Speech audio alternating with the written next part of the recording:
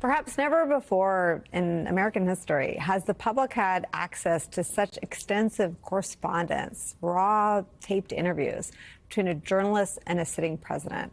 The esteemed Bob Woodward calls his collection, The Trump Tapes, 20 separate interviews spanning 8 hours in all. Whether or not you've heard about his reporting or read his books, actually hearing it, the interviews themselves, offer something new, an unprecedented and unfiltered look at some of the most consequential and, in our view, damaging days of Trump's one and only term. Woodward makes this point clear, insisting that listening to the conversations offers new perspective that reading a printed page simply cannot. Consider this one from June of 2020. Did somebody help you? Yeah, I get people, they come up with ideas, but the ideas are mine, Bob. Ideas are mine. And Want then, to know something? Everything's mine.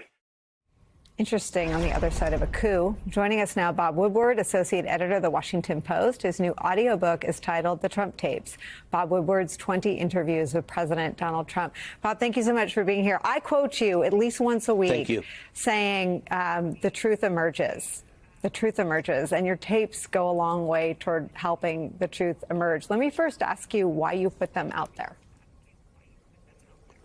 Because I listened to them earlier this year, and I did not realize I was finishing the book Rage, which we put some of these tapes out, but not 8 hours. And when you listen to the 8 hours, you realize that Trump put the presidency in moral freefall, literally, time and time again, looking out for himself, not the country, not focusing on what are the needs of the people.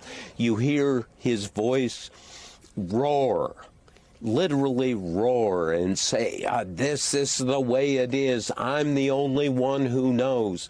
When he's making delicate negotiations with North Korea, I ask, what are you trying to do? Get the thug Kim Jong-un to the bargaining table, and Trump says, no, it's it's instinct. Well, the idea that instinct is driving this is part of the moral free fall, and it's also something that just horrified his national security team. You concluded, and you said this, he's dangerous, he's a threat to democracy, and he's a threat to the presidency because he doesn't understand the core obligations that come with the office. Do you think he is at the brink of facing consequences for that? Do you think he'll be indicted?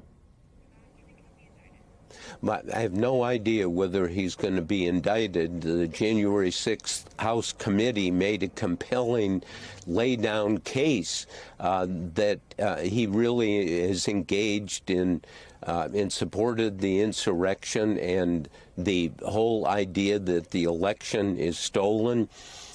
Robert Costa and I, when we were on with you, did our book Peril.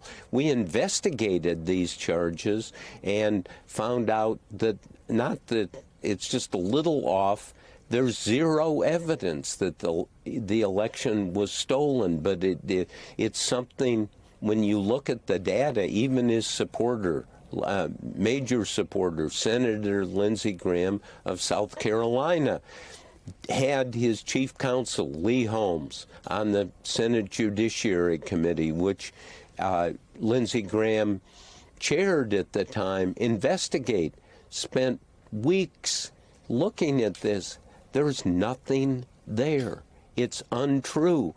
And this becomes the pillar of Trump's effort to run again, and it's just not there. And you can see I'm quite exercised about this, and I got exercised because I listened to the voice of Donald Trump in stages of denial, concealment, and eventually on the coronavirus, given the warning he had that he hid from the American people, hid from me. It took me weeks to find out that he was warned in the most graphic detail.